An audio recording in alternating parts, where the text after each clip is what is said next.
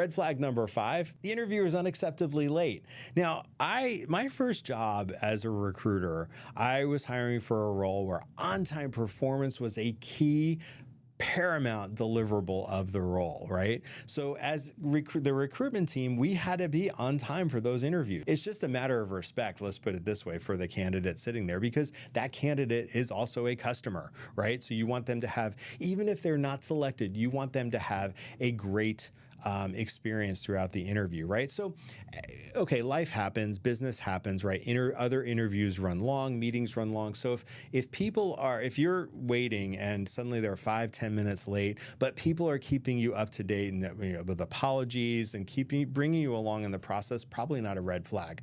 But if they're 20 to 30 minutes late and they just start the interview with not even acknowledging that you've been sitting there either online or in person and don't respect your time, that's a problem. That's a huge red flag and could be a clear indicator of what your experience is going to be as an employee with this organization or with this hiring manager or both. I have 2 personal examples, one which it was a remote interview. I showed up early, I was online, all the things. Half the interview panel was late, didn't acknowledge it. And also they never turned on their cameras, which was so weird. I'm sitting there, they didn't say, oh, Rob, we're not going to do cameras this so you can turn yours off. No, they let me sit there and they could see me, I couldn't see them.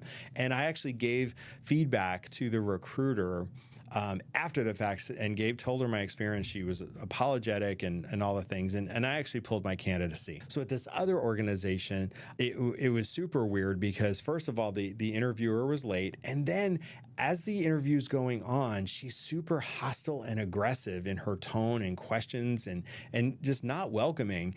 And I quickly gleaned that she was a candidate for the role I was interviewing for, which it boggles my mind that they would actually put her on the interview loop for this role, but there it was. And I actually, again, like in my last example, I pulled my candidacy. I gave the recruiter feedback and said, look, this seems like it's a bad situation for me to walk into, even if you were going to recommend me, which they were. And so I pulled my candidacy. And again, in both scenarios, those were red flags that I watched for and took under advisement and didn't take the role or didn't move forward in the process. And I think I was better for it. So if they're not respecting your time, huge red flag.